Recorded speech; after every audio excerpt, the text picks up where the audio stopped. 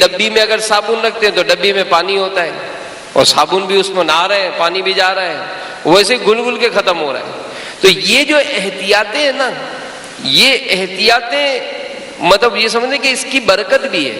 جیسے فضول خرچی، اس کا تو نقصان ہی نقصان ہے، اور اگر ہم آج کل اپنے حال پر غور کریں نا تو اس میں فضول خرچی کا بڑا عنصر ہے۔ جیسے ایک بڑے میاں کے متعلق آیا، ایک بڑے میاں کے متعلق آیا کہ ایک ڈاکٹر کے پاس گئے اور کہا کہ ڈاکٹر صاحب آنکھوں سے دکھائی بڑا کم دے رہا ہے۔ تو ڈاکٹر صاحب نے کہا کہ بڑے میاں آپ بوڑھے ہو گئے ہو نا، یہ اس لیے ہے۔ اچھا ڈاکٹر صاحب سنائی بھی کم دیتا ہے۔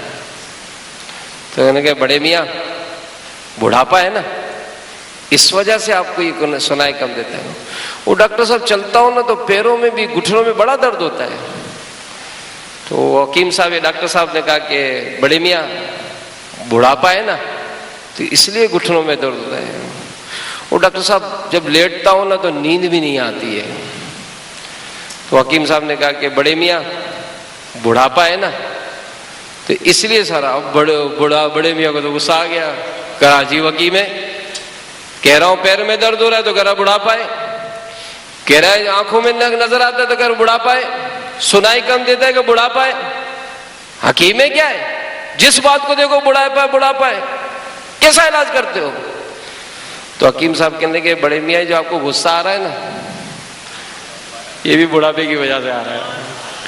تو کئی ایسی چیزیں کہ ہم اپنے اس معاملے کو مطلب دیکھتے نہیں ہیں کہ اگر یہ معاملہ ہمارا سیٹ ہو جائے نا، اگر یہ معاملہ ہمارا سدھر جاتا ہے تو ہماری بڑی جو ہے نا اس میں ہم کو برکتیں مل سکتی ہیں۔ لیکن ہوتا یہی ہے کہ ہم بسا اوقات ان چھوٹی چھوٹی باتوں کو نوٹ نہیں کرتے، اور اگر ان چھوٹی باتوں کو نوٹ کرنا شروع کریں، احتیاطیں کرنا شروع کریں تو انشاءاللہ بہت برکتیں ملیں گی۔ امیر علیہ سنت کی سیرت پہ 2 رسالے مکتبۃ المدینہ نے، ویسے تو کئی ہیں، 2 رسالے، حقوق العباد کی احتیاطیں اور پیکر شرم و حیا، یہ رسالہ پڑھنے کی تمام اسلام میں نیت فرما دیں۔ صلو علی الحبیب صلی اللہ تعالی۔ الحمدللہ رب العالمین والصلاة والسلام علی سید المرسلین، اما بعد فاعوذ باللہ من الشیطان الرجیم، بسم اللہ الرحمن الرحیم، الصلاة والسلام علیک یا رسول اللہ وعلى آلك وأصحابك يا حبيب الله۔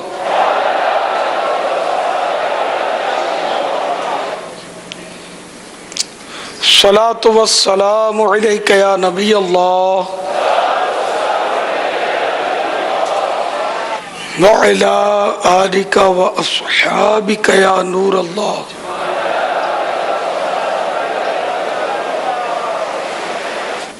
نویت سنت الاعتکاف۔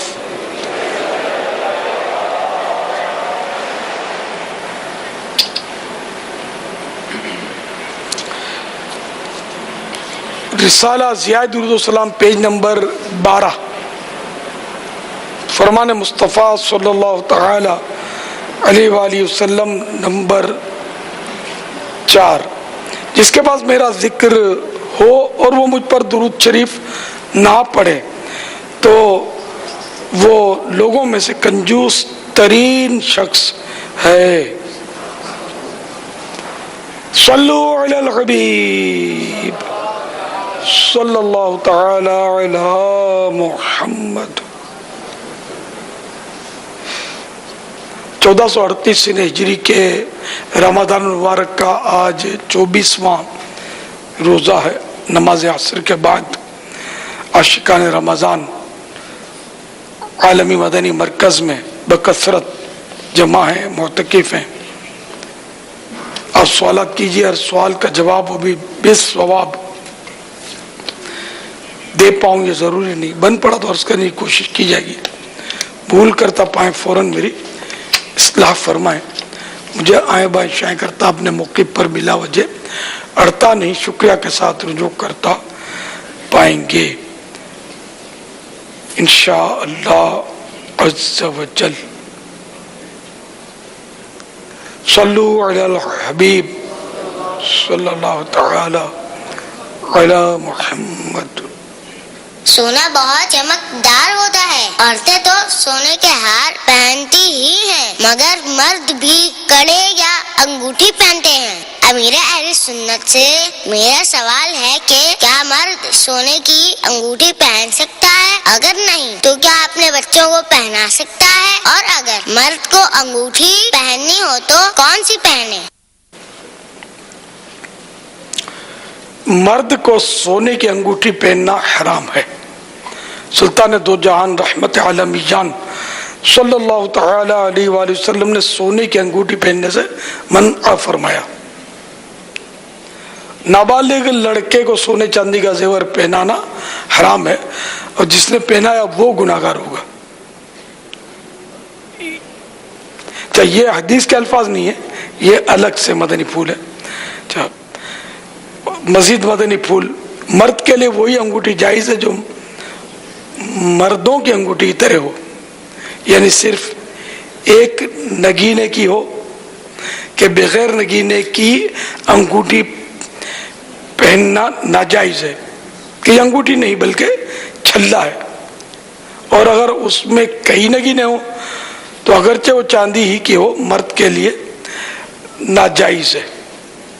اس طرح مردوں کے لیے ایک سے زیادہ جائز والی انگوٹھی پہننا یا ایک یا زیادہ چھلے پہننا بھی ناجائز ہے، کہ یہ چھلا انگوٹھی نہیں۔ عورتیں چھلے پہن سکتی ہیں، اس میں وزن اور نگینے کی تعداد کی کوئی قید نہیں۔ اب مرد کون سی انگوٹھی پہن سکتا ہے یہ بھی نوٹ کر لیجیے۔ چاندی کی ایک انگوٹھی، ایک نگ یعنی نگینے کی، نگ کو انگریزی میں اسٹون مانے پتھر، مطلب پلاسٹک کا ہو، پتھر کا ہو، کوئی نگ ہو۔ یہ جو فیروزی کلر کی چیزیں یہ اس کو نگ کہیں گے، یہ جو نظر آ رہی ہے؟ جی فیروزی گرین، تو یہ نگ کہلاتے ہیں۔ شاید اب نگ میں ہاں اسٹون یا نگ آپ سمجھ گئے ہوں گے ہمارے سننے والے۔ تو ایک نگ ہونا ضروری ہے، اور نگ کے وزن کی کوئی قید نہیں ہے، البتہ چاندی کا وزن جو ہے نا وہ 4.5 ماشے سے کم ہو، یعنی 4 گرام 374 ملی گرام سے کم ہو۔ 374 میں 374۔ تو چاندی کی انگوٹھی ایک جائز ہے جس میں ایک نگ ہو۔ نگ کے وزن کی کوئی قید نہیں کتنے وزن ہو، البتہ چاندی جو ہے وہ 374 گرام سے کم ہو، پوری بھی نہ ہو زیادہ بھی نہ ہو۔ تو یہ انگوٹھی پہننا جائز ہے، اگر یہ بے حاجت مہر، یعنی جس اسٹامپ کی مسئلہ ہے کہ جس کو اسٹامپ لگانے کی ضرورت ہے، اس کے لیے یہ انگوٹھی پہننا سنت ہے، جو ابھی میں نے وزن جس کا بیان کیا۔ اور جس کو اسٹامپ لگانے کی ضرورت نہیں ہے وہ اگر یہ انگوٹھی پہننا چاہے تو ہے جائز، کیونکہ اس کے علاوہ تو کسی دھات کی یا کسی وزن کی جائز ہی نہیں ہے، صرف یہ ایک انگوٹھی جائز ہے۔ لیکن جس کو اسٹامپ لگانے کی ضرورت نہیں ہے اس کے لیے بہتر یہ ہے کہ وہ انگوٹھی پہننے ہی نہیں۔ مجھے کبھی کبھی سوال کرتے ہیں کہ آپ انگوٹھی کیوں نہیں پہنتے؟ تو سنت ہے، میں اسٹامپ نہیں لگاتا۔ اسٹامپ لگانے والا جیسے کوئی قاضی ہو، جج ہو، مفتی ہو، تو پہلے یہ اسٹامپ لگاتے تھے۔ پیارے آقا صلی اللہ تعالی علیہ وآلہ وسلم کی مہر محمد الرسول اللہ صلی اللہ تعالی علیہ وآلہ وسلم یہ لکھا ہوا تھا، یہ انگوٹھی سے مہر لگائی جاتی تھی۔ لیکن اس دور میں اب انگوٹھی کا चलन नहीं है मोहर के लिए, अब वो स्टाम्प लगाई जाती है, वो भी जायज है। तो बहरहाल ये कि अंगूठी पहनना जो है ये वैसे सुन्नत नहीं है, पहने तो गुनाह भी नहीं है, बचना अच्छा है, बेहतर है।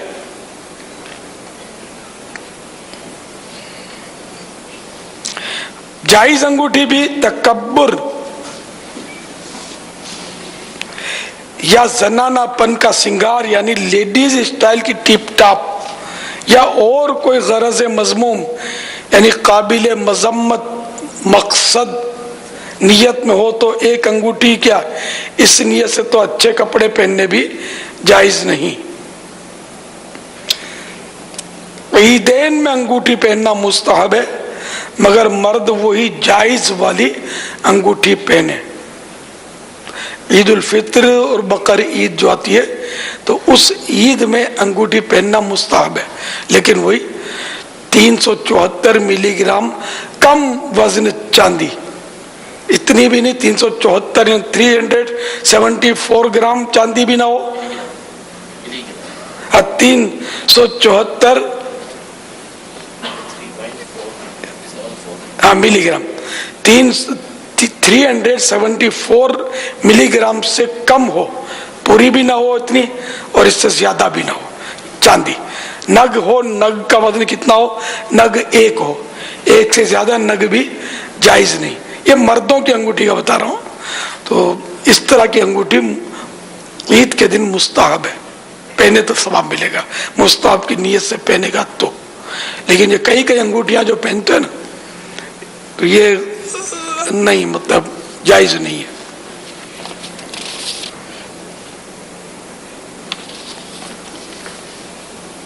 और अंगूठी जो मर्द जायज अंगूठी भी पहने ना तो बेहतर ये कि इसका जो नगीना है ना ये हथेली की तरफ रखे, यहां ना रखे, ये मर्द के लिए। वल्लाहु तआला अअलम व रसूलुहु अअलम अज़्ज़ व जल्ल व सल्लल्लाहु तआला अलैहि व आलिहि वसल्लम। सल्लु अलल हबीब सल्लल्लाहु तआला अला मुहम्मद। मैं लारकाना से बात कर रहा हूँ, मेरा गांव है गुल मोहम्मद गुरखोसा। ये बताओ मुझे बाबा जान, ये जो पेट में माँ का बच्चा हो इसका फितरा देना लाजमी है? ये मुझे जवाब इशारा सुनाइए। नहीं, ये बच्चा जब बाहर आएगा ना तब इसके अहकाम बनेंगे फितरे के, कि बाप पर अगर फितरा वाजिब है तो अपनी नाबालिग औलाद का भी वाजिब होता है। अब नाबालिग अब पेट में ही है तो अब पता नहीं आएगा कि नहीं आएगा, कोई गारंटी नहीं है। गारंटी हो तब भी वाजिब नहीं होता, और गारंटी होती भी नहीं है।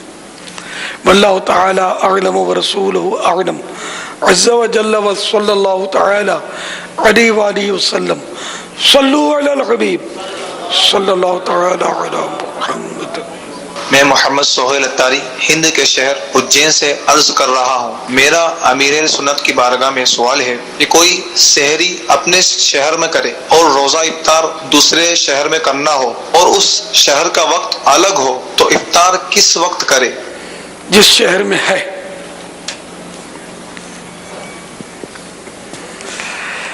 वल्लाहु तआला अअलम व रसूलुहु अअलम अज़्ज़ व जल्ल सल्लल्लाहु तआला अलैहि व आलिहि वसल्लम।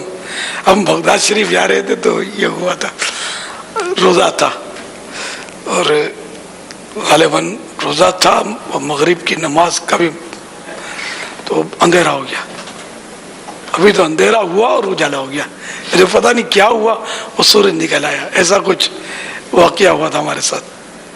तो ज़ाहिर है कि मगरिब नमाज तो पढ़ ही नहीं सकते थे। फिर जाकर जब सूरज गुरूब होने का इत्मीनान हुआ तब हमने मगरिब पढ़ी थी, कई साल पुरानी बात है। वल्लाहु तआला अअलम व रसूलुहु अअलम अज़्ज़ व जल्ल व सल्लल्लाहु तआला अलैहि व आलिहि वसल्लम। सल्लु अलल हबीब सल्लल्लाहु तआला अलैहि वसल्लम। मेरी सास रोजा नहीं रख रही, इनकी इस्लाह कैसे करूं? फैजान रमजान में से दर्स दे, सास सुनेगी? हाँ, इस तरह दें कि सास सुने, क्योंकि सास मेहरामा तो है। اچھا یہ بھی تو ممکن ہے کہ اچھا وہ بلکہ یہ تو فانی بہو نے شاید پوچھا ہو سوال. ہاں نہیں تو امر بالمعروف کرے، نیکی کی دعوت نرمی سے شفقت کے ساتھ اگر فضیلتیں پڑھ کے سنائے گی، ہو سکتا ہے اس کا دل میں آ جائے. اگر نہیں مانتی تو پھر سختی تو کرنی نہیں ہے نا، ورنہ وہ ڈانٹ پڑے گی، گھر کے مسئلے بھی کھڑے ہو سکتے ہیں. دعا کریں اس کے لیے. مدنی مذاکرے کا سلسلہ کب اور کیسے شروع ہوا؟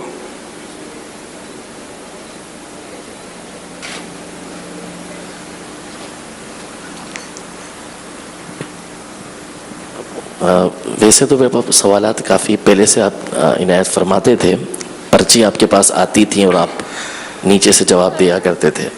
یہ تو یہاں کی بات کر رہے ہیں آپ؟ جی نہیں، پہلے بھی آپ کافی پہلے سے دیتے تھے. پھر اس کے بعد نیچے مسجد میں مجھے یاد ہے رمضان مبارک کے مہینے کے اندر باقاعدہ پھر یہ سلسلہ شروع ہوا تھا کہ پرچیہ اسلامی بھائی پڑھ کے آپ سے سوال کرتے تھے، اور یہ غالباً 2003-04 کے درمیان. نہیں پرچیاں آتی تھی، یہ تو بات ہے 90. سب سے پہلے تو سبز مسجد صرافہ بازار میں، جب ہاں نہیں سبز مسجد، ہری مسجد ایک اور ہے جو بھیم پورے کی طرف ہے، وہ سبز مسجد جب شاید نگران شورا بھی پتہ نہیں پیدا نہ ہوئے ہوں، میں تب کی بات کر رہا ہوں. ہاں نہیں میں خود لڑکا تھا اس وقت. سنٹر کی پیدائش ہے. ہاں نہیں سنٹر سے پہلے بھی. میری پہلے 70 میں، تو 70 سے پہلے کی بات ہوگی.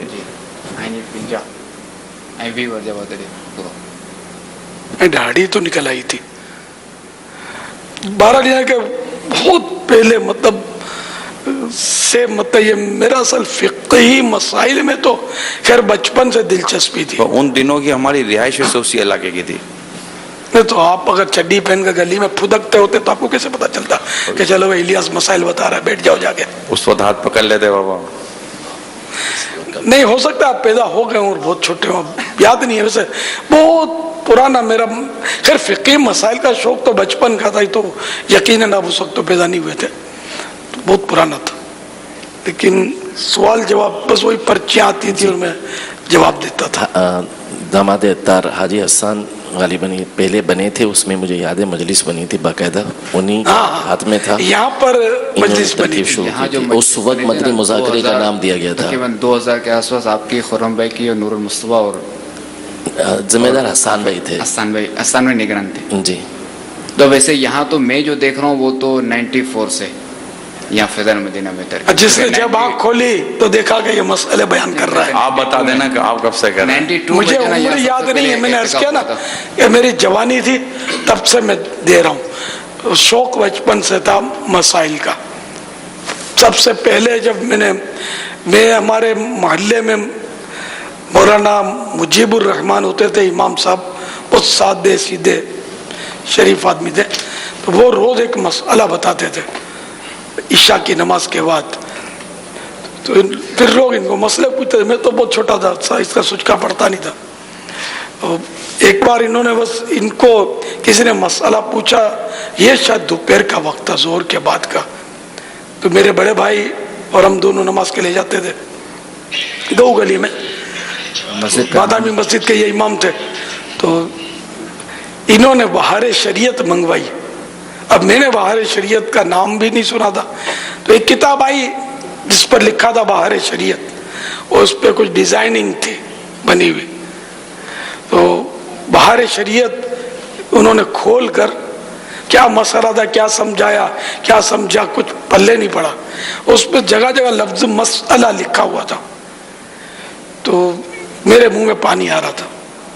مسئلہ یعنی مجھے ایک بس شوق مسئلہ، یہ کتاب. اب میں غریب رہا، واقعہ یہ نا کہ ہم تو غربت پہ تھے نا، میں غریب. پھر مجھے یہ بھی سمجھ نہیں آیا کہ کتاب ملے کیسے، کہاں سے ملے، مجھے کون دے، میں کہاں سے لوں، پیسے کون دے. اور شروع سے کسی سے مانگنے کی عادت تو تھی نہیں. میں بہت شرمیلا تھا، اتنا شرمیلا تھا کہ میرے کو 1 پیسہ خرچے ملتی تھی. بہت چھوٹا تھا جب 1 پیسہ. اگر 1 پیسہ مجھے کہیں اور سے حاصل ہو جائے نا کبھی کوئی اتفاق سے تو میں اپنی ماں سے نہیں لیتا تھا، نہیں مجھے مل گیا، سمجھے. اور جھوٹ بولتے ہوئے ڈر لگتا تھا، گالی دیتے ہوئے ڈر لگتا تھا، اور اللہ مارے، وہ بچوں کا ہوتا ہے نا. تو اس طرح تو وہ کتاب بس میرے اس ذہن میں بیٹھ گئی، بہار شریعت. آخر پھر جب کچھ بڑا ہوا، کچھ ایسا شعور آیا، تو تب یہ کتاب جو تھی نا، اس کا ہدیہ اس وقت، یہ بہار شریعت کا تیسرا حصہ تھا، اس کا ہدیہ 3 روپیہ تھا. پہلے حصے کا ہدیہ 1 روپیہ تھا. تو یہ پھر اس کے 17 حصے ان دنوں ہوتے تھے. 3 حصے تو بہت بعد میں علماء نے لکھے.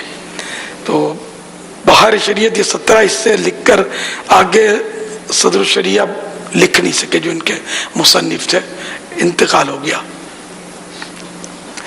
تو وہ 17 حصے میں نے 28 روپے کے لیے تھے، اور بائنڈنگ میں 2 جلدوں میں بھی ملتی تھی. اس کے ہدیہ بہت تھا، 32 روپے دیا تھا، 2 روپے بائنڈنگ کے. نہیں ہے، میں تو الگ الگ حصہ لوں گا. تو 28 حصے میں نے وہ خریدے تھے 28 روپے کا. اب تو شاید ایک حصہ بھی پتہ نہیں 28 کا ملے کہ نہ ملے. تو اب یہ بتائیے کتنی پرانی بات ہوگی. الحمدللہ. صلو علی الحبیب صلی اللہ علیہ وسلم. بہار شریعت سے تو میں درس دیتا تھا پہلے، اور کہنے والے کہتے تھے یہ بہار شریعت کا حافظ ہے. مبالغہ، ایسا نہیں تھا، مطلب کہ اس کو مسئلے بہت یاد ہے، پٹاپٹ مسئلے بتاتا ہے. الحمدللہ. اور حافظہ بھی اب جوانی، اور اب تو کافی مسائل اس دور کے تو نسین منسین ہو گئے ہوں گے. تو ہم کہہ سکتے ہیں کہ 1970 یا 1965 یا کب سے آپ نے سوالات کے جواب، مدنی مذاکرے کے اگرچہ سو اصطلاح نہ ہو، مگر سوالات کے جوابات دینے کا جو ایک معمول آپ کا رہا ہے، کم و بیش، کبھی ہاں کبھی کیا کبھی نہیں کیا، تو یہ 1965 اور 1970 کے درمیان سے کبھی شروع ہوا ہوگا. بہت پرانا، مطلب یہ مذہبی شوق تھا مجھے. میں کیا وہ ختموں میں، قرآن خوانیوں میں، محفلوں میں میرے جانے کا سلسلہ تھا، سمجھے. ختم قادریہ ہو رہا ہے کہیں، تو کہیں نعت خوانی ہو رہی ہے، تو کہیں قرآن خوانی ہو رہی ہے، تو کہیں ختم خواجگان ہوتا تھا. ان میں جانے کے سلسلے ہفتے لوگوں کے بندے ہوتے تھے کہ ان کے گھروں پہ کچھ نہ کچھ درود خوانیاں محفلیں ہوتی تھی، ان میں جاتا تھا. شوق تھا مجھے یہ بچپن سے. ایک کہہ سکتے ہیں شاید داڑھی بھی نہ نکلی ہو اس وقت. پھر یہ آہستہ آہستہ مطلب مختلف تنظیمیں میں نے بنائی، انجمنیں بنائی، آخر کار یہ دعوت اسلامی مل گئی. تو شروع سے بس یہ، تو ایک بار وہ آنکھوں کی بیماری نکلی، اور اتنی پھیلی کہ شاید اس کے بعد کبھی نہیں پھیلی ہوگی.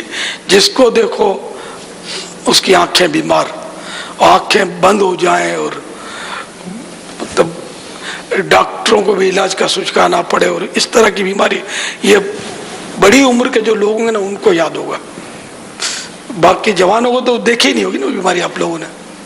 اب یہ پتہ نہیں کون سا سن تھا، یہ پہلی جنگ 71 میں ہوئی تھی شاید،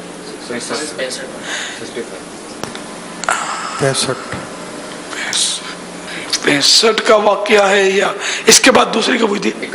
71 شاید. 71 سے پہلے 70 میں وہ بیماری نکلی تھی. تو میں نے بستہ لگایا تھا، اس وقت کے جو دوست تھے ہم، تو بستہ لگایا تھا اور وہاں میں دم کرتا تھا. اچھا، تو لائن لگتی تھی. اچھا، اس وقت وہ دم بھی جیسے کہ کوئی مریض آیا گیا، میرے کو میرے دوست نے بولا کہ یار اس کو پاورفل دم کرو گیا. آنکھ ہو گئی تھی اس کی بند کیا، وہ برس کی وجہ سے بھائی پاورفل، اگر یہ صحیح ہو گیا نا اب خرچہ وغیرہ کچھ چندہ دے دے گا. تو میں نے اس کو پھونک کے مار ماری، آنکھ کھل گئی اس کی. مجھے جو یاد پڑتا ہے تو ترکیب بنی، وہ پھر شہرت ہوئی. تو یہ گلستان مصطفیٰ والوں نے مجھے بلایا تھا، وہاں بھی میں نے وہ بستہ ہم لوگوں نے لگایا، اور دم کے لیے لائن لگتی تھی لوگوں کی، اتنی بیماری پھیلی تھی. یہ بھی گلستان مصطفیٰ کے جو بڑے بوڑھے ہوں گے نا، ان کو شاید یاد ہو تو ہو، کیونکہ شہرت نہیں تھی میری، دعوت اسلامی کا تو کوئی تصور بھی نہیں تھا. تو شاید کسی کو ہوگا کوئی 70-80 سال کے بزرگ، تو ان کو ہو سکتا ہے کچھ یاد ہو کہ ہاں یہ آیا تھا یا کوئی آیا تھا. تو اس وقت تو الیاس قادری اتنا مشہور نہیں تھا. تو یہ مطلب میری ترکیب تھی، اور اخبار میں بھی آیا تھا کہ پراسرار بیماری پھیلی ہے، اور ڈاکٹر بھی علاج ان کو نہیں مل رہا، اور یہ دم کرتا ہے، اور کہا جاتا ہے کہ بہت لوگ یہاں کیسی ہو گئی ہیں. اس طرح کا ایک دور تھا، بس وہ چلا تھا. اس میں مجھے شہرت ملی تھی، میں نے اٹھان لی تھی اس میں، اور کافی میری جان پہچان اور یہ بڑھ گئی تھی. اس کے بعد وہ ہم نے بس کوئی ترکیب بنائی، مدد یہی دینی کام کی. ایک میرا دوست ہوتا، بولتا تھا یار بہت جمع ہو گئے، اور تم ان کو چھاپ لوٹتے بھاگ جائیں گے، ادھر ادھر ہو جائیں گے، یوں کرو. تو ہم یوں مل کے کچھ نہ کچھ کرتے رہتے تھے. الحمدللہ آج یہ سب مل جل کر سمجھو کہ وہ دعوت اسلامی بن گئی. اللہ تعالیٰ استقامت دے، اخلاص دے، قبول کرے. صلو علی الحبیب صلی اللہ تعالی علی محمد صلی اللہ تعالی علی محمد. اچھا، آپ نے مسواک کی ترغیب دلائی تھی رکھنے کی، تو یہ اسد علی ہیں جرمنی سے، کہتے ہیں مسواک کتنے عرصے تک فریش رہتی ہے؟ پاکستان سے جاتے ہوئے 12 مسواک لے جائیں تو کب تک استعمال ہو سکتی ہے؟ بھگو کر استعمال تو کر سکتے ہیں، سوکھ جائے تو. تازہ مسواک ہوتی ہے. تو جس چیز کی ڈیمانڈ بڑھتی ہے نا، وہ ملنی شروع ہو جاتی ہے. تو یہاں ڈیمانڈ ہے تو یہاں تازہ مسواک ملتی ہے. اگر وہاں کے مسلمان بھی مسواک کرنا شروع کریں گے نا، تو یہ لوگ تازہ مسواک منگا کر دکان والے بیچیں گے. لیکن اب وہ کوئی پوچھتا بھی نہیں ہوگا مسواک کا، تو مسواک رکھے گا کون کہ بکے گی نہیں تو مالی طور پر لوس ہوگا، نقصان ہوگا. تو یوں نہیں رکھتے ہوں گے وہاں. تو اب جو ملتی ہے نا، وہ کوئی پیکنگ والی جو ملتی ہے، جی یہاں بھی پیکنگ والی ہوتی ہے، اس میں کچھ خوشبو ڈالتے ہیں، کیمیکل وغیرہ ڈالتے ہیں اس کو تازہ رکھنے کے لیے. یہ فریش مسواک ہے نا، بغیر پیکنگ کی سمجھ میں آتی ہے. مجھے تو یاد نہیں پڑتا میں نے کبھی پیکنگ والی استعمال کی ہو. اب ایک مسواک 10 روپے کی ملتی ہے، اور پیکنگ والی اپنے 15, 20, 25 کی ملتی ہوگی، مجھے پتا نہیں کتنے کی ملتی ہے. پیکنگ چارج تو ہوتا ہے، اس کے پیکنگ پر کیا کیا لکھا ہوتا ہے، بہت باریک. اب اس کو بھی اگر پھینک دیتے ہیں تو پھر بے ادبی. واللہ تعالی اعلم ورسولہ اعلم عز وجل وصلی اللہ تعالی علیہ وآلہ وسلم. پیکنگ والی استعمال کرنا جائز ہے. میرے کو بھی کبھی کبھی تحفے میں ملی ہے تو میں بھی آگے بڑھا دیتا ہوں. خود اس کو پھاڑ کے استعمال کرنا یاد نہیں، مجھے دل نہیں کرتا.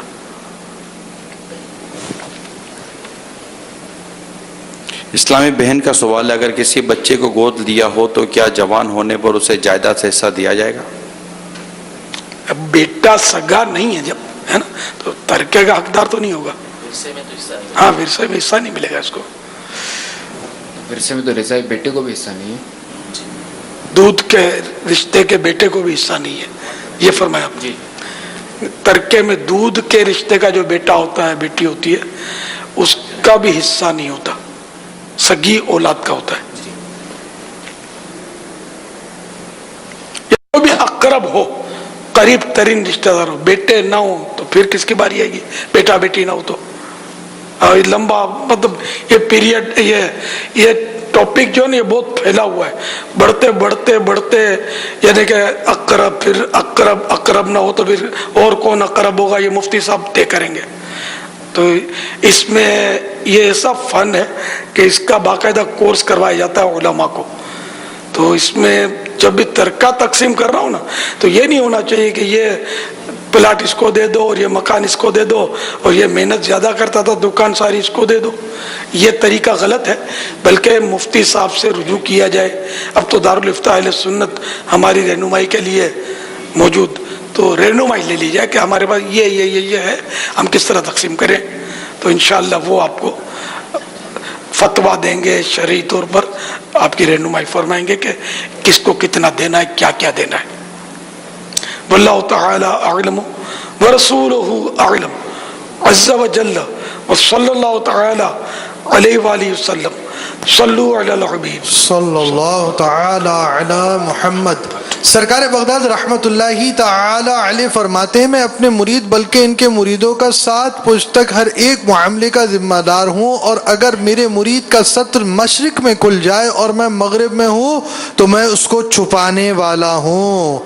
मीठे मीठे इस्लामी भाइयों, मदनी चैनल के नाज़रीन, आलमी मदनी मरकज़ फैज़ान मदीना में बाज़ मुख्तलिफ ममालिक मुख्तलिफ शहरों से माह रमज़ान आखिरी आशरे के एहतिकाफ़ के लिए आने वाले आशिक़ान रसूल, दीगर आशिक़ान रसूल और ग्रीस में इज्तिमाई तौर पर हमारे साथ जो नेट पर शरीक आशिक़ान रसूल हैं, मुख्तलिफ मकामात पर जो मौजूद होंगे, आए हम अपने गुनाहों से तौबा करें।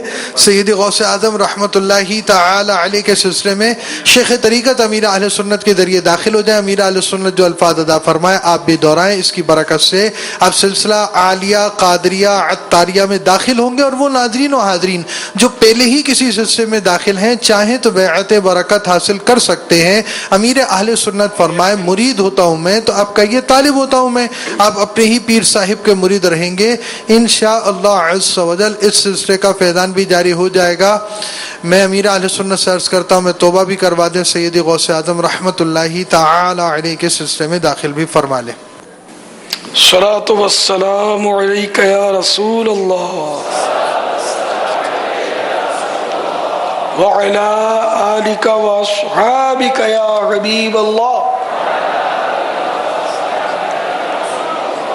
ला इलाहा इल्लल्लाह मुहम्मदुर रसूलुल्लाह सल्लल्लाहु तआला अलैहि वसल्लम। तौबा करता हूँ मैं अपने तमाम पिछले गुनाहों से, और वादा करता हूँ मैं कि आइंदा शरीअत पर चलूँगा, बदमज़हबों और बुरे लोगों की सोहबत से बचता रहूँगा, नमाज रोज़े की पाबंदी करता रहूँगा, माँ बाप की नाफरमानी, झूठ, गीबत, चुगली, वादा खिलाफी, गाली गलोच, फिल्में ड्रामे, गाने बाजे, बेपर्दगी वगैरह वगैरह गुनाहों से बचता रहूँगा। ऐ अल्लाह मेरी इस तौबा को कबूल फरमा और मुझे मेरे वादे पर साबित कदम रखा। मुरीद होता हूँ मैं खानदाने काली शान क़ादिरिया रज़विया में मैंने अपना हाथ आपके हाथ में दिया और आपके जरिए से सरकार बगदाद हुजूर गौसे पाक रज़ी अल्लाह तआला अन्हु के हाथ में दिया। ऐ अल्लाह मुझे जनाबे गौसे आज़म के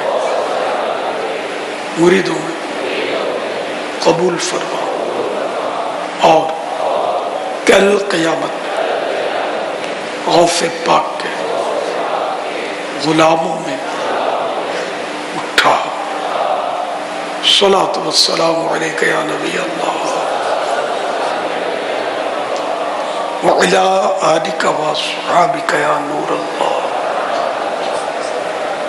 मदनी चैनल लाइव जो फेसबुक पे देख रहे हैं उनमें से एक सवाल ये भी आया है कि मस्जिद में मिंबर की क्या दलील है और ये होना ज़रूरी है, और इसकी 3 ही जो ज़ीने बनते हैं वो क्यों हैं? पहले तो प्यारे आका सल्लल्लाहु ताला अलैहि वसल्लम एक खजूर का तना था मस्जिद नबी शरीफ में, उससे टेक फरमाकर खुतबा इरशाद करते। फिर किसी सहाबिया ने रज़ी अल्लाह ताला अन्हा ने एक लकड़ी का मिंबर पेश किया खुतबे के लिए, तो प्यारे आका सल्लल्लाहु ताला अलैहि वसल्लम उस पर तशरीफ फरमा होकर खुतबा इरशाद फरमाया। इतने में वो कहीं से रोने की आवाज आने लगी, बिलक बिलक के कोई रो रहा है। तवज्जो फरमाई, उस लकड़ी के तने से खजूर का तना था, खजूर का झाड़ था जिसमें पत्ते वगैरह नहीं थे, तो उससे रोने की आवाज आ रही थी। फिर सरकार सल्लल्लाहु ताला अलैहि वसल्लम तशरीफ ले आए मिंबर से और उस खजूर के तने को सीने से लगाया, तो वो रोने की आवाज बंद हुई। दरअसल वो सरकार सल्लल्लाहु ताला अलैहि वसल्लम की जुदाई में रोने लगा था कि मुझे तो पहले तो इनकी पुश्ते अतर की बरकतें मिलती थी और खूब में चूमता था, बूसे लेता था, अब मिंबर पे तशरीफ ले गए तो वो गम मुस्तफ़ा में रो रहा था सल्लल्लाहु ताला अलैहि वसल्लम। तो सरकार सल्लल्लाहु ताला अलैहि वसल्लम उसके इश्क से बहुत खुश हुए। और ये हदीसों का एक मतलब मुख्तलिफ हदीसों में मुख्तलिफ अल्फाज हैं, तो मैं उसका खुलासा अर्ज कर रहा हूँ। तो प्यारे आका सल्लल्लाहु ताला अलैहि वसल्लम ने उससे फरमाया कि तुम चाहो तो तुम्हारे लिए दुआ करूं, तुम में फल लग जाए और तुम्हारे फल तुम्हारी खजूरें लोग खाएं, और तुम चाहो तो तुम्हें वो जन्नत का दरख्त बनने का शरफ दे दिया जाए। तो उसने जन्नत इख्तियार की कि मुझे जन्नत में दरख्त बनना है। फिर उस तने को उस मिंबर मुनव्वर के नीचे, सरकार के कदमों के नीचे, समझो कि जब मिंबर पर तशरीफ फरमाओ तो कदमों के नीचे आए वो दफन कर दिया गया। रिवायत मुख्तलिफ है। तो ये अब उस दरख्त के तने की जगह पर एक उस्तुवाना यानी सुतून बना हुआ है, जिसको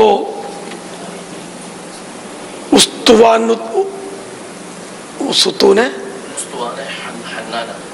उस्तुवानतुल हन्नाना या सुतून हन्नाना उसको कहते हैं। और उस पर उधर जाकर जायरीन जो है नफलें पढ़ते हैं बरकत के लिए। आज भी उस जगह पर एक सुतून, अब तो वो जरा पत्थर का लेंथर का बना हुआ है, असल तना शरीफ तो उसकी ज़ियारत तो नहीं हो सकती। तो मिंबर शरीफ पर वो सीढ़ियां कितनी थी? 4 सीढ़ियां थी। तो अब कितनी बनाई जाती हैं? 4 तो है, 3 और 4 बनाते हैं। हमारे मेंबर के तो 4 पटेंगे, 3 है। तो ये 3 की तारीख क्या है?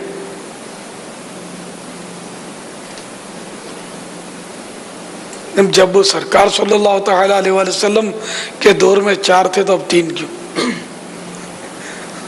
अब वो तो तवज्जो कभी गई नहीं।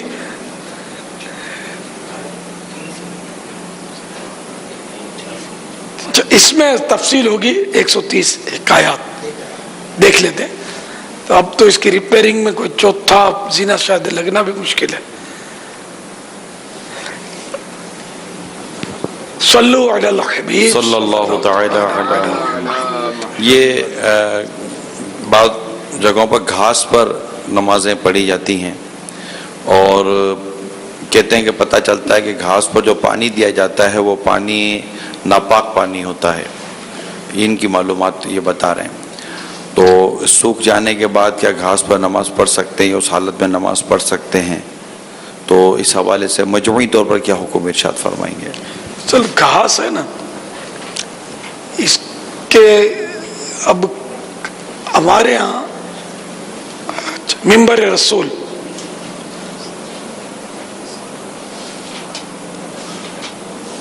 اصل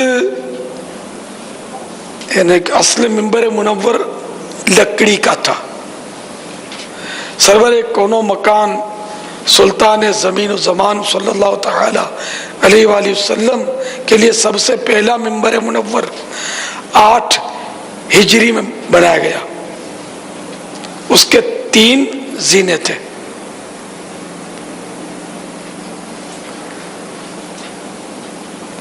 اب وہ پورے وہ واقعہ ہے تو بھائی تو صحیح تو ہی ہے، 3 ہے اس کے. اصل میں پھر وہ بولتے بولتے رک گیا. اصل میں نے بریلی شریف میں سرکار اعلی حضرت کی جو مسجد ہے نا، رضا مسجد اب شاید اس کو بولتے ہیں، وہ محلہ سوداگران میں اعلی حضرت جس میں نماز پڑھا کرتے تھے، تو جس ممبر انور پر اعلی حضرت خطبہ دیتے تھے نا، تو وہ ممبر رکھا ہوا تھا، تشریف فرما تھا کہ ہم نے اس کی زیارت کی تھی. تو وہ مجھے یاد پڑتا 3 زینے کا تھا، لکڑی کا تھا. اس لیے میں نے یہاں اب تک تو لکڑی کی روایت باقی رکھی ہے. میرے مرنے کے بعد شاید یہ عالی شان ہو سکتا ہے لوگ بنا لیں گے ماربل کا. مدنی مذاکرہ نہیں سنتے ہوتے نا، یہ خوبصورت ہونا چاہیے. میں نے اسی لیے وہ لکڑی کا بنوایا تھا. مجھے یاد پڑتا 3 زینے کا ہے. یعنی حضور کے زمانے جب وہ پتھر کا ممبر نہیں تھا، لکڑی کا تھا. جی جی. صحابہ کرام کے زمانے میں پھر یہی، واللہ اعلم حضور کے زمانے میں تو یہی. اللہ کرے یہ مجلس تک میری خبر پہنچ جائے کہ میرے بعد بھی لکڑی کی روایت باقی رکھیے گا. اور جہاں بھی فیضان مدینہ بنتے ہیں، بلکہ جہاں مسجدیں بنتی ہیں، جہاں جہاں ممکن ہو، لکڑی کا ممبر سنت لکڑی ہے. ماربل کا جو خوبصورت بنتا ہے ناجائز وہ بھی نہیں، جائز ہے، مگر ہم عشق کے بندے ہیں، کیوں بات بڑھائی ہے. اب جہاں جہاں ہو سکے وہاں آدمی سنت کو اپنا لینا ہے. آسان میں تو ہمیں سہولتوں والے نا، تو لکڑی کے ممبر میں بھی کوئی مسئلہ نہیں ہے، بلکہ کچھ آسانیاں ہیں کہ اٹھا کر آدمی دوسری جگہ رکھ بھی سکتا ہے. کئی مساجد ایسے جن میں فکس لگتا ہے مگر لکڑی کا لگتا ہے. جی. اب مگر فکس میں یہ کہ صف قطع ہو رہی ہوتی ہے، پہلی صف اس طرح بنا رہے ہیں مسجدوں میں. اب اس میں کچھ بولیں گے تو مسائل کر دیں گے یار یہ لوگ. صف قطع نہیں ہونی چاہیے. بہت یعنی کہ علم دین سے دوری ہے، بہت دوری ہے. بارہ لے کے لکڑی کا ممبر اور بڑا نہ ہو زیادہ، واجبی سا ہو.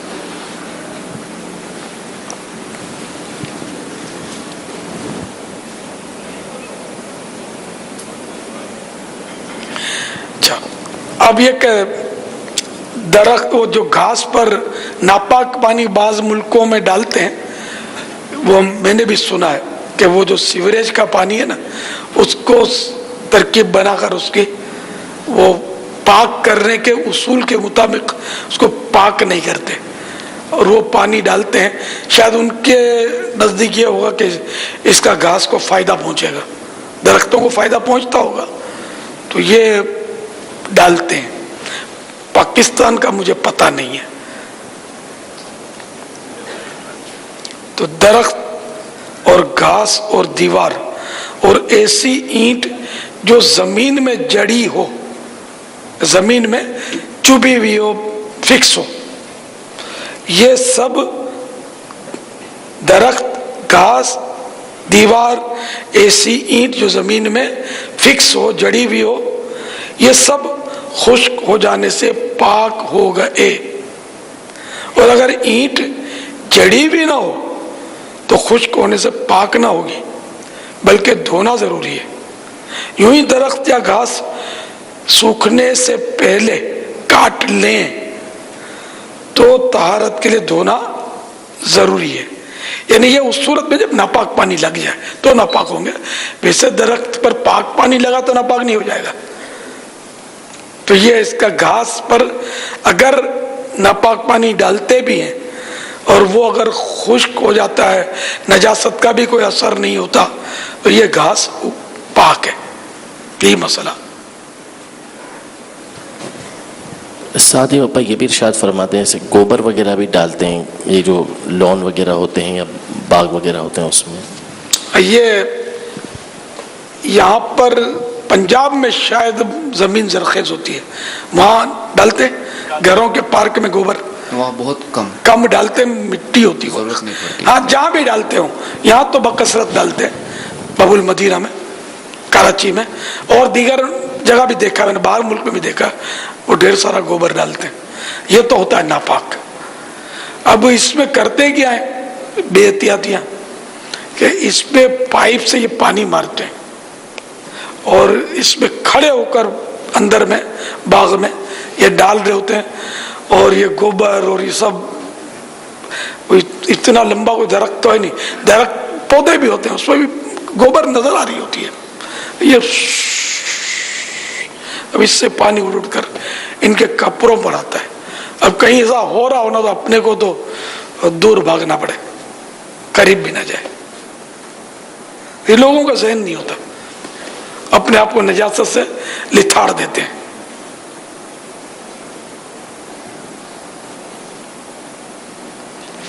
کون سا رنگ لگا دیا کرے نا اس میں. اچھا، یہ فتح رضویہ 343 حضور سید عالم صلی اللہ تعالی علیہ وآلہ وسلم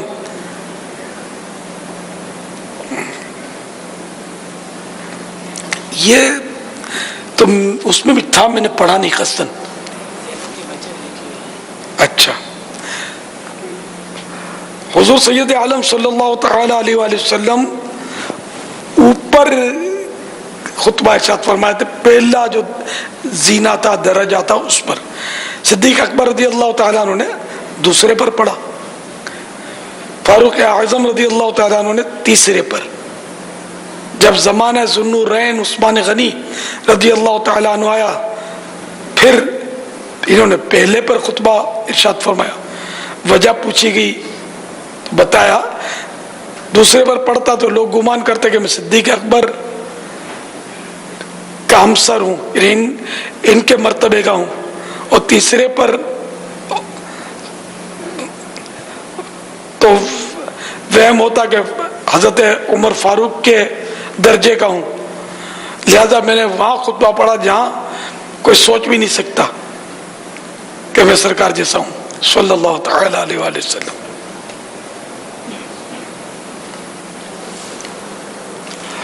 صلو علی الحبیب صلی اللہ تعالی علی محمد. یہ فیس بک پر ہی سوال ہے، بڑی توجہ ہے اس میں. اگر کوئی تیز بارش دیکھ کر کہے اللہ غصے میں ہے تو کیا اس میں حکم ہوگا؟ شرعی حکم کیا ہے؟ یہ بک بک ہے. اللہ تعالیٰ کے لیے لفظ غصہ استعمال نہیں کیا جائے گا، غضب کا استعمال ہوتا ہے. لیکن تیز بارش کو اللہ تعالیٰ کا غضب قرار دینا، یہ کیسے پتا چلا؟ نعوذ باللہ، تیز بارشیں تو ہوتی ہیں، طوفان آتے ہیں. اب یہ مذاق بھی ہو سکتا ہے اور لوگوں کی عادت ہوتی ہے، بڑبڑ کرتے رہتے ہیں، لیکن اس کو کوئی حکم، غصہ بولنے پر کوئی حکم تو کفر وغیرہ نہیں ہے. ہاں مطلب وہ جائز تو کوئی بھی نہیں کہے گا اس کو کہ یہ اللہ تعالیٰ کے بارے میں بولتے ہوئے بس سوچ سمجھ کر بندہ زبان کھولے. اصل میں جو نا غصے کے لیے جو نا جسم ضروری ہے، اور جب خون کھولتا ہے نا تب یہ غصہ آتا ہے. تو ظاہر ہے کہ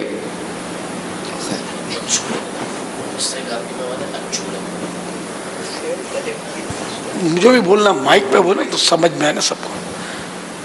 اچھو جی، اچھو اچھو لگنا جو ہوتا ہے نا گلے میں جب لگ جاتا ہے تو اس کو عربی میں غصہ بولا جاتا ہے، اور اللہ تعالیٰ اس سے پاک ہے، بے شک. وہ لفظ اللہ کے لیے استعمال نہیں کیا جا سکتا. ذرا عام لوگوں کو یہ معنی تو پتہ ہی نہیں ہوتا نا، بڑے بڑوں کو نہیں پتہ ہوتا.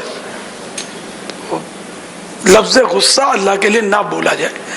جب یہ اللہ کے لیے لفظ بولا جاتا ہے نا تو غضب، بلکہ عام بزرگوں کو بھی غصہ آتا ہے تو لوگ بولتے ہیں جلال آیا ہے، حضرت جلال میں ہے. لفظ غصہ تو بہرحال واللہ تعالی اعلم ورسولہ اعلم عز وجل وصلی اللہ تعالی علیہ وآلہ وسلم. صلو علی الحبیب. امیر اہل سنت دامت برکاتہم العالیہ کی بارگاہ میں عرض ہے کہ امام صاحب نماز تراویح پڑھا رہے تھے. 2 رکعت مکمل کرنے کے بعد تشہد میں جب بیٹھے تو سلام پھیرنے کے بجائے بھول کر کھڑے ہو گئے. اس طرح تیسری اور چوتھی رکعت مکمل کی اور پھر اینڈ میں سجدہ سہو کر کے سلام پھیر لیا. تو کیا اس طرح نماز تراویح کی 4 رکعت ہو گئیں؟ سجدہ سہو کرنے کی ضرورت نہیں تھی، چونکہ پہلی 2 رکعت پر انہوں نے التحیات پڑھ لی تھی پوری اور کھڑے ہو گئے تھے، تو ان کی 4 رکعتیں تراویح تو ہو جاتی، لیکن خیر سجدہ سہو سے بھی ان کی ہو گئی، اور جن کو پوری رکعتیں ملی ہیں ان کی ہو گئی.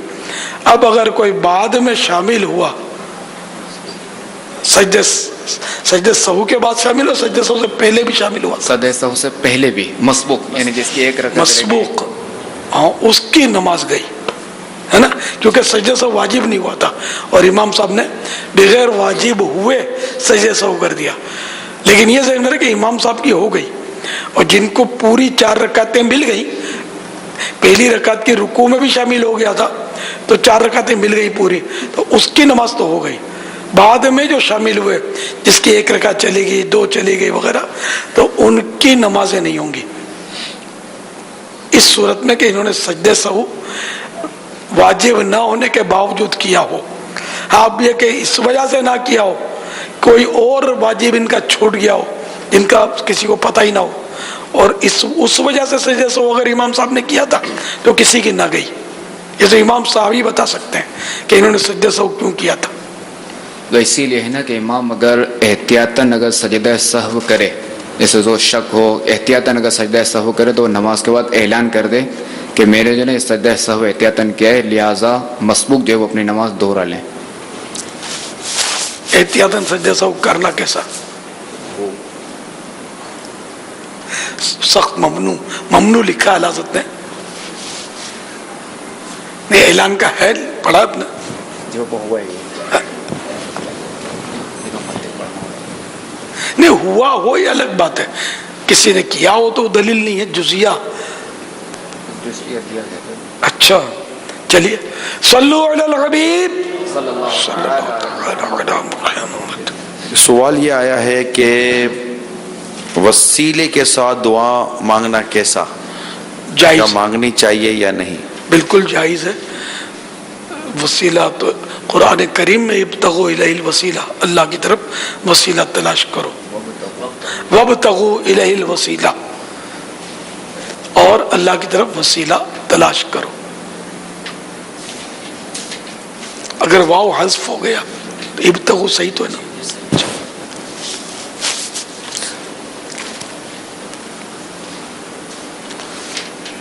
وسیلے سے کوئی حرج نہیں ہے دعا مانگنے میں، وسیلے کے بغیر تو دنیا کا نظام بھی نہیں چلتا.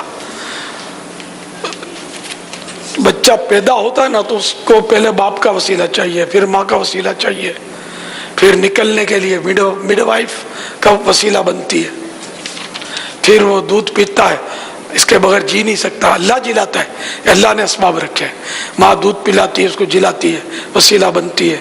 یا پھر وہ فیڈر کے ذریعے وسیلہ تو کوئی بنتا ہے، فیڈر خود تو بچہ اٹھا کر منہ میں رکھتا نہیں ہے، تو وسیلوں کے ذریعے پھر کچھ بڑھتا ہے تو باپ کی انگلی پکڑ کر، باپ کا وسیلہ پکڑ کر، انگلی نما وسیلہ، وہ چلنا سیکھتا ہے، پھر پڑھتا ہے وہ وسیلے وسیلے وسیلے، پھر مر جاتا ہے، پھر بھی وسیلے کا محتاج، خود بخود گڑھے میں اتر نہیں جاتا.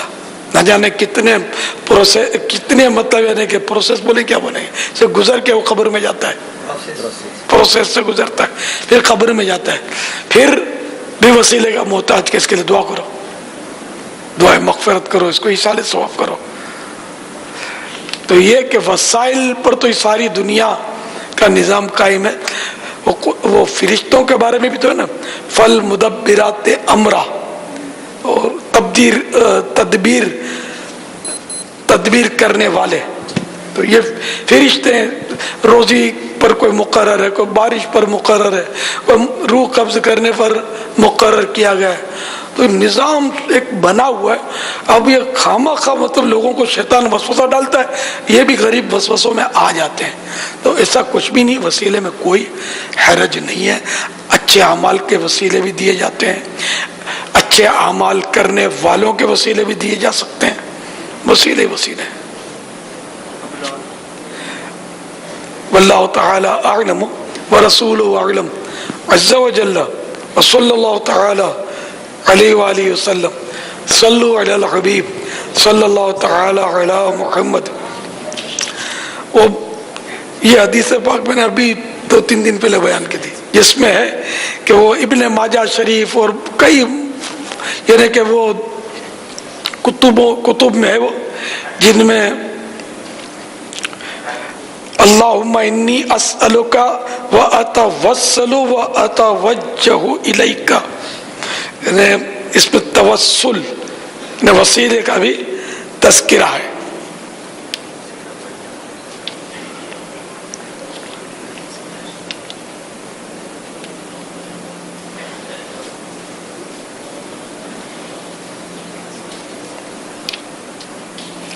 تو وسیلہ مانے ذریعہ، تو اس میں کوئی مطلب وسیلہ لینے میں حرج نہیں ہے. سید قطب مدینہ رحمۃ اللہ تعالی علیہ کا ایک واقعہ پڑھا تھا کہ عرب کے ایک عالم دین نے لکھا ہے، تو انہوں نے کہ وابتغوا الیہ الوسیلہ، کہ کسی نے پوچھا بھائی آپ وہیں مدینہ شریف میں کہ آپ وسیلہ جو ہے وہ مانگتے ہیں اور اس طرح کرتے ہیں، تو کہاں؟ تو قرآن میں. تو اس نے کہا یہ وسیلے سے مراد یہاں پر اعمال کا وسیلہ پیش کرنا ہے.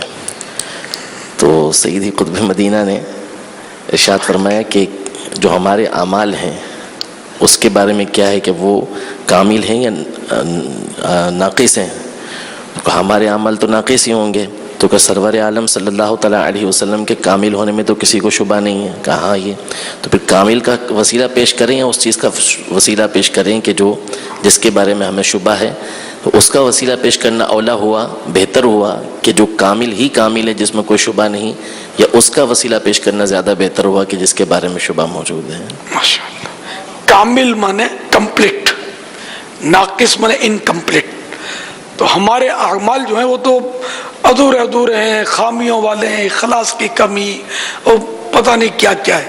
ہم اپنے اعمال کا وسیلہ پیش کریں، اس کے بجائے اس ہستی کا وسیلہ پیش کریں کہ جن میں کوئی خامی، تو کیا خامی کا تصور بھی نہیں ہے، کوئی عیب ہے ہی نہیں.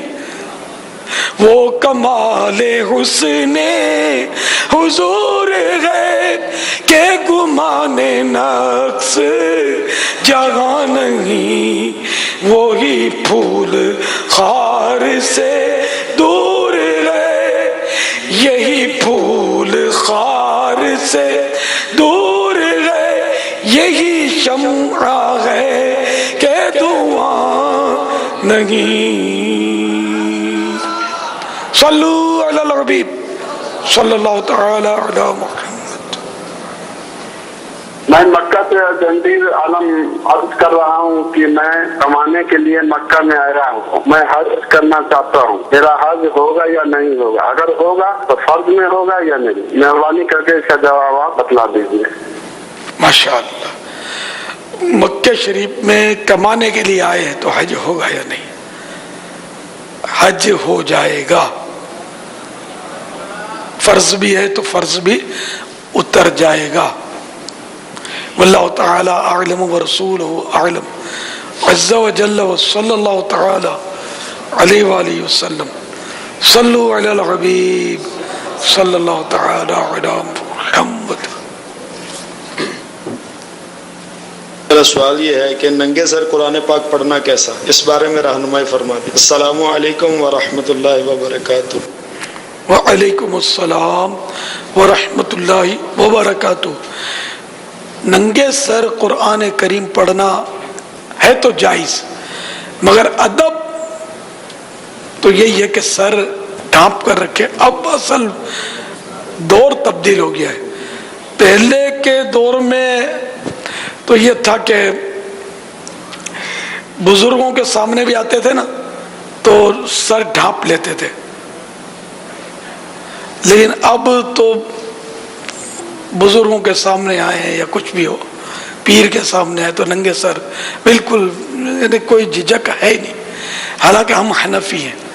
امام اعظم ابو حنیفہ کا معاملہ تھا. حضرت سیدنا داؤد طائی رحمت اللہ تعالی علیہ فرماتے ہیں کہ 20 سال میں رہا خدمت میں امام اعظم ابو حنیفہ رحمت اللہ تعالی علیہ کی, تو کبھی میں نے سب کے سامنے بھی اور اکیلے میں ہر حالت میں ان کو دیکھا, سر کبھی ننگا نہیں دیکھا ان کا, چاہے اکیلے ہو چاہے سب کے سامنے ہو. اور ہم لوگ بس اب وہ دور عجیب سا دور آ گیا ہے کہ تو عام طور پہ مسجدوں میں ننگے سر, اجتماعات میں لوگ ننگے سر ہوتے ہیں, اعتکاف میں ننگے سر, نمازوں میں ننگے سر. پہلے ٹوپی رکھتے تھے جیب میں, مزاروں پہ جاتے تو ٹوپی پہن لیتے اور احترام کرتے, احترام سے سلام کرتے گزرتے. اب خدا جانے یہ بھی ہے یا نہیں ہے. مزار کے سامنے گزرتے ہوئے میں نے لوگوں کو دیکھا بالکل یعنی کہ خاشعانہ جیسے انداز یوں کر کے گزرتے. تو یہ بھی ایک ادب کا انداز ہے, اچھا لگتا ہے, میٹھے لگتے ہیں ایسا کرتے ہیں. تو اب اگر کوئی اس کو ناجائز بولتا ہے تو دلیل وہ لائے گا کہ ناجائز کیسے ہو گیا. اگر کوئی کسی اچھی چیز کو آپ نے یعنی کوئی کسی بزرگ نے آپ کو تحفہ دیا تو آپ نے اس کو چوما اور یوں آنکھوں سے لگایا, تو اب کیا مطلب ہے. اگر کوئی اس کو ناجائز بولتا ہے, گناہ بولتا ہے, تو دلیل دے گا کہ کیوں ناجائز ہے. یہ احترام کا طریقہ ہے کہ لوگوں کے درمیان یہ طرح طرح کے احترام کے طریقے رائج ہوتے ہیں. تو شریعت جب تک منع نہ کرے وہ جائز ہوتا ہے. اب وہ اندرون سندھ بھی دیکھا ہے, پنجاب کے بھی بعض علاقوں میں نے دیکھا ہے کہ جب بزرگوں سے ملتے ہیں نا تو وہ گھٹنے پہ ہاتھ رکھتے ہیں. اب گھٹنے پر ہاتھ رکھنے کی اگر آپ بولو گے کہ بھائی ناجائز ہے اس لیے کہ حدیث میں نہیں ہے, تو ٹھیک ہے, حدیث شریف میں تو آپ کی بریانی بھی نہیں ہے صراحت کے ساتھ. آپ جو قورمے جھاپٹتے ہیں نا وہ بھی نہیں ہے صراحت کے ساتھ.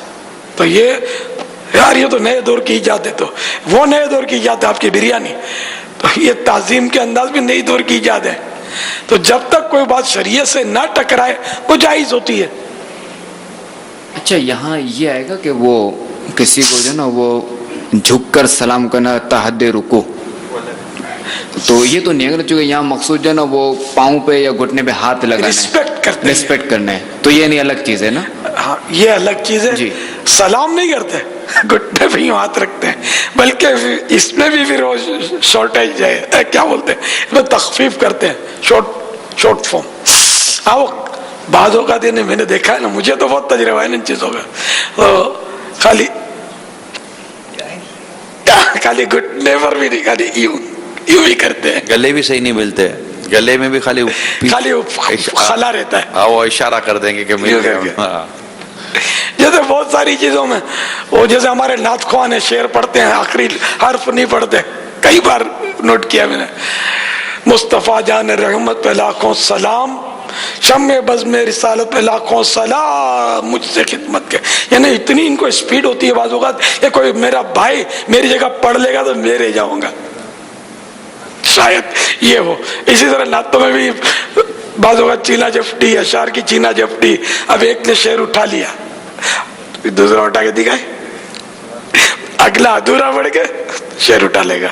یہ کرتے ہی ہوں, مطلب بیچارے اللہ ان کو عقل سلیم دے, ایثار پیدا کرنا چاہیے کہ یار میں یار کبھی سننے والا بھی تو بنوں یار. خالی پڑھنا ہو, میں خالی پڑھوں تو ہی میری باری ہو پڑھنے کی تو ہی جاؤں میں, نہیں تو نہیں جاؤں. سنوں نہیں, سننے والا بننا چاہیے. اور یعنی کہ مجھے تو کوئی 100 مرتبہ بولا ہوگا عصر کے بعد کی دعا کا, یہ بولتے ہی رہتے ہیں. اب تو بول بول کے بھی بیچارے بیزار ہو گئے. اور میں نے ان کو کہا ہے, ایک تو میں کمزور ہو جاتا ہوں شام کے وقت, دوسرا کہ میں نے کہا مجھے یار آپ لوگ دعا کرتے ہیں نا, مجھے اس میں زیادہ خشوع آتا ہے بولنے کے بجائے, مجھے سننے میں बयान इनसे बड़ी रातों के करवाता हूँ, मैं सुनता हूँ, मुझे सुनने में लुत्फ आता है। और सुनने वाले बनो यार, बल्कि सुनने में आफियत है, बोलने में खतरात बहुत है, बहुत खतरात है। एक तो गलतियां हो जाती हैं, फिर उतार चढ़ाव, इसमें इखलास के मसाइल।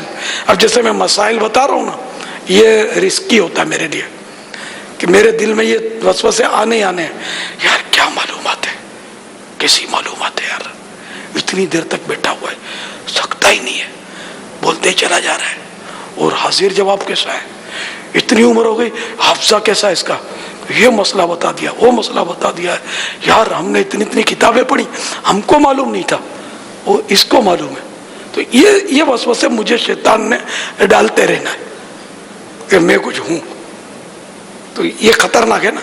आप सुन रहे हैं चुपचाप, परवाही नहीं है, आपको क्या होगा, कौन सा आपको मतलब यूं फूलेंगे आप, और के मैं मतलब क्या, आप चुपचाप बैठे हुए खाली सुन रहे। तो सुनने में आफियत ज्यादा है बोलने के मुकाबले में। ये बुजुर्गों के मतलब अंदाज हैं, कई ऐसे बुजुर्ग गुजरे नहीं बोलते नहीं थे, सुनते थे। अल्लाह ताला हमको इखलास अता फरमाए, हमें भी, मुबल्लिगीन को भी, नात खानों को भी, कारी साहिबान को भी, मुक़र्रिरीन को भी, वाइज़ीन को भी, सबको अल्लाह ताला इखलास अता फरमाए, और हम सब एक दूसरे की रिस्पेक्ट करने वाले बन जाए मुसलमानों की। और दूसरा मुसलमान भी बोले तो हम गवारा कर लिया करें, जबकि वो बोलने का अहल हो, शरीयत के मुताबिक बोलता हो। हाँ, अगर खिलाफ शरा बोलता है तो बिल्कुल बेकरारी होनी चाहिए और किसी तरह माइक से वो हटना चाहिए, जबकि वो लोगों को गुमराह कर रहा है, खिलाफ शरा बातें कर रहा है। तो अगर ये हमसे नहीं बन पड़ता तो कम अज कम उठ के बंदा चला जाए, सुनना नहीं चाहिए। तो ये मतलब मैंने बहुत कुछ बोल दिया बोलने को, अल्लाह करे दिल में उतर जाए मेरी हम बात। समझने वाले बने नहीं, ये होता है ना कि जैसे आप सोचेंगे मेरे को थोड़ी बोल रहे, ये सोचेंगे तो मुझे थोड़ी बोल रहे, ये उनको सुना रहे, उनको नहीं तेरे को बोलता हूँ, उनको तुझे बोलता हूँ, मैं सबको बोल रहा हूँ, और सबसे ज्यादा अपने आप को बोल रहा हूँ। सल्लु अलल हबीब सल्लल्लाहु तआला अलैहि वसल्लम। ये इस तरह दिल को मना नहीं लिया करे कि मुझे नहीं बोल रहे, मैं आप सबको बोल रहा हूँ, मैं सबका बापा हूँ। जो मुझसे मोहब्बत करते हैं, मेरी सुनना पसंद करते हैं, मैं उनको बोलता हूँ, यूँ समझ लो। और किसी को गुस्सा आ गया तो इसका मतलब वो मेरा है नहीं, रॉन्ग नंबर लग गया है, मतलब अपनों को बोल रहा हूँ। दायरा ये कभी ना जली कटी भी सुन लेनी चाहिए। मीठी मीठी बातें तो मैं आपको बोलता रहता हूँ, समझाता रहता हूँ, ये जली कटी इनमान होकर है कि नफ्स को नागवार गुजरता है। हकीकत में आपकी आखिरत के लिए शहद से भी ज्यादा मीठी ये बातें। वैसे मौजू नात खान का जो आपने लिया, तो अगर एक नात खान पढ़ रहा है तो दूसरे नात खान को आ रहे हैं अशार, आ रहे हैं कि, लेकिन वो उस पर अगर सब्र करे, जब्त करे कि बस औकात वो जिसने नात शरीफ उठाई है या कलाम उठाया, मुनाजात जिसने पढ़ना शुरू किया, उसके जहन में बहुत सारी चीज़ें होती होंगी कि ये पढ़ूंगा। तो मेरा ख्याल है कि अगर उससे इजाज़त ले ली जाए कि या ना, तो फिर उसको सब्र करके सुनता रहे। ये तो सही है कि मतलब अंडरस्टैंडिंग, बाज़ औक़ात अंडरस्टैंडिंग होती है कि एक दूसरे के कलाम में ये अशार पढ़ रहे होते हैं। अगर किसी को यूं लगे कि यार इसको नागवार गुजरता है मेरा उठाना, तो उसको बचना चाहिए, और इस तरह उसकी ये छीना झपटी वाला माहौल कहीं भी नहीं होना चाहिए। पता नहीं कहाँ स्टेजों पर भी होता होगा, ये मेरा ख्याल में जगह जगह होता होगा। मैंने तो ये तो बहुत ज़माने से देखा, सलात व सलाम में भी देखा है, वो लूट मार बहुत पुरानी दावत, ऐसा नहीं कि पहले की भी बातें मुझे मतलब पता है, करते हैं, लड़ते भी होंगे फिर आपस में, यार मैं इतना यार पढ़ रहा था, मेरा ये शेर रह गया, वो शेर, तुम मतलब यार क्या यार, यूं भी करते होंगे शायद। वो मौजू सर ढांपने का दिल चला बड़ा था, रखना चाहिए। मौजू सर ढांपने का चला था, तो जो खाने पर बैठते हैं, इफ्तार पर बैठते हैं, क्या उनको भी, यानी इस्लामी बहनों को भी सर ढांप लेना चाहिए, इस्लामी भाइयों को भी सर ढांप लेना चाहिए खाते हुए? तो इस तरह बहने के नंगे सर भी होती होंगी? होती हो तो कोई ताज्जुब नहीं है बाबा। तो यार अजीब सी बात है, औरतें नंगे सर घर में पापा, घर में भी मुहर्रम के साथ बैठी हुई है, औरत का तो नंगे सर समझ नहीं आती यार, नहीं होना चाहिए यार। تو بالکل نہیں ہونا چاہیے. ننگے سر کھانا ویسے محارم ہے, غیر محارم بھی بعض اوقات گھروں میں ہوتے ہوں گے, دیور یہ وہ, ہو سکتا ہے بڑی بوڑھیاں کو اتنی پنچات نہیں ہوتی, وہ کھلا سر رکھتی ہوں گی, جوان شاید نہ رکھتی ہوں, واللہ اعلم. ان کو بھی سر ڈھانپ کے رکھنا چاہیے. ہاں ظاہر ہے. اور اسلامی بھائیوں کو, اسلامی بھائیوں کو بھی سر ڈھانپنے کا رواج ڈال دوبارہ زندہ کرنا چاہیے. اب تو یہ ٹوپیوں والے تو یہاں ٹوپیوں والے ہیں, اب بھی تھوڑا آگے پیچھے ہوں جیب میں چلی جائے گی ٹوپی, یا وہ اب ٹوپیاں بھی پہلے نا جالی والی ٹوپی آتی تھی, وہ جیب میں رہ جاتی ہے. اب ایک وہ ٹوپی بولوں, ٹوپا بولوں, کیا بولوں, اتنے بڑے بڑے ٹوپے پہنتے ہیں. اب جو بولو وہ نام ہے. نہیں تو یہ اب ٹوپے پہنتے ہیں تو جیب میں شاید نہیں آتے, جیب میں آئیں گے تو اس کی استری خراب ہوگی, تو وہ جیب میں نہیں رکھتے. تو یہ گھروں سے پہن کر خاص موقع پر نکلتے ہوں گے پھر ننگے سر. وہ فائدے والی تھی کہ جیب میں تھی تو چلو یار آدمی جب بھی موقع ملا رکھ لیا, پھر چلو جیب میں بھی ڈال دیا تو نکلے گی, مزار آیا تو نکلے گی, مسجد آئی تو نکلے گی, امام صاحب آ رہے ہوں گے تو دور سے دیکھ کے نکل آئے گی, سر پہ آ جائے گی. اب یہ ٹوپا تو گھر سے لینے کے لیے جانے ذرا, اب اس کو نام بھی ان لوگوں نے دے دیا برکاتی ٹوپی. اس کا تو میں نے رد کیا تھا, بھائی یہ برکاتی نہیں ہے, یہ دولتی ٹوپی تو ہو سکتی ہے, غریب آدمی کیا لے گا بیچارہ, وہ بڑی قیمتی ٹوپی ہوتی ہے. غریب ڈپلیکیٹ آتی ہوگی, ہلکی پھلکی لیتا ہوگا, وہ دل جلاتا ہوگا. عمدہ ٹوپیاں دیکھ کر وہ سستی ٹوپی والی صحیح تھی یار, وہ ہدیے میں آ جاتی تھی عام طور پہ مدینے سے, مدینے کی ہوتی تھی. تو یہ برکاتی ٹوپی نہیں ہے ہمارا برکاتی سلسلہ, ہمارا خود برکاتی سلسلہ ہے. اعلیٰ حضرت رحمۃ اللہ تعالی علیہ برکاتی تھے. ہمارے سلسلے میں علماء تو نہیں پہنتے تھے, علماء تو امام شریف. یہ دراصل مسقطی ٹوپی ہے, عمان کی, سلطنت عمان سے آتی ہے. تو یہ عمانی ٹوپی ہے, یہ برکاتی نہیں. اس کو مہربانی کر کے ہمارے سلسلے کا نام کیش نہیں کیا کریں, اس کو برکاتی نہیں بولیں, اس کو عمانی ٹوپی بولیں. اور اب تو دیکھو نا دنیا میں تو اب پاکستان تو نوٹیں بھی چھپتی ہیں, تو یہ عمانی ٹوپی ہو سکتا ہے وہ پردے کے پیچھے خود ہی سل جاتی ہو, اور عمانی کی یا کوئی اس میں چٹ لگا دیتے ہوں گے تو کر جاتے ہوں, ہوتا ہوگا. نقلی تو بنتی ہوگی یہاں, ہر چیز کی ڈپلیکیٹ تو عموماً بنی جاتی ہے. یہ پہننا جائز ہے, کوئی ناجائز نہیں کہہ رہا میں, لیکن امام میں کی اپنی شان ہے, امامہ سنت ہے, افضل ہے. جو پہنے اس کو ٹوکنا نہیں ہے, جو ننگے سر ہو اس کو روکنا نہیں ہے, آنے دینا ہے, لیکچر نہیں دینے.